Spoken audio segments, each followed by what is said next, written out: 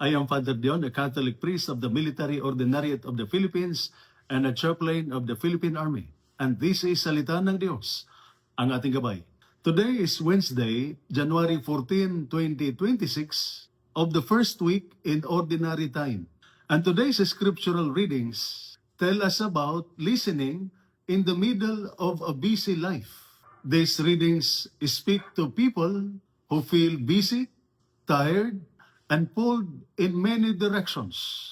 People who want to do good but feel overwhelmed. That is why these readings are very close to our daily life. The first reading, taken from the first book of Samuel, chapter 3, verses 1 to 10 and 19 to 20, begins with a very important line. The word of the Lord was rare in those days. It does not mean God stopped speaking. It means people stopped listening. Samuel hears his name called, but he does not recognize God's voice at first. He thinks it's Eli. He runs back and forth, confused and tired. Isn't this familiar?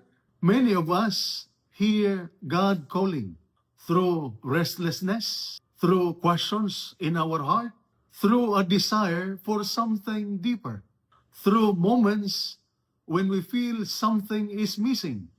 But like Samuel, we often mistake God's voice for noise, pressure, or distraction. Finally, Eli tells Samuel, "If you hear the voice again, say, 'Speak, Lord, for your servant is listening.'"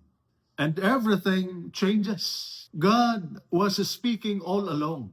Samuel just needed stillness and guidance to listen. In the Gospel reading taken from the Gospel of Mark, chapter 1, verses 29 to 39, Jesus has a very full day.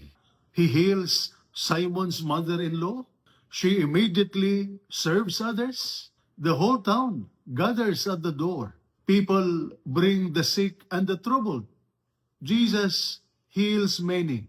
Jesus is exhausted. Yet, early the next morning, before the crowds return, he goes to a quiet place to pray. This tells us something very important.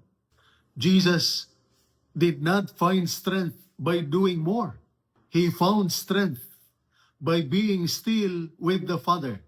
When the disciples find him, they say, "Everyone is looking for you." That line sounds like today. Deadlines are calling. Responsibilities are waiting.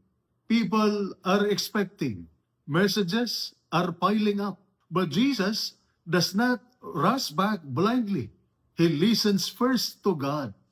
Only then does he decide where to go next. Today's readings, therefore, teach us three simple truths. First, God still speaks, but often softly. Second, if our life is always noisy, rushed, and crowded, we may miss His voice. Third, prayer is not a waste of time. It is what keeps us grounded, clear, and strong. Many people feel tired not because they are weak, but because they are listening to too many voices and not enough to God's voice. Brothers and sisters, God is calling each of us, not with shouting, but with gentleness. Like Samuel, we may learn to say, "Speak, Lord, your servant is listening." Like Jesus, we may learn to pause, pray, and listen before we run back into a busy world. Because when we listen to God first, everything else falls into its proper place. And this is Salita ng Diyos, ang ating gabay. Let us pray. Lord God, in the noise and busyness of our daily life, teach us to pause and listen to you. Clear our distracted minds and give us the grace to say each day, "Speak, Lord, for your servant is listening. Through Christ, our Lord. Amen. And may the Almighty God bless you and your family, the Father, the Son, and the Holy Spirit. Amen. Saint Michael the Archangel, Prince of the Church, protect us. Amen.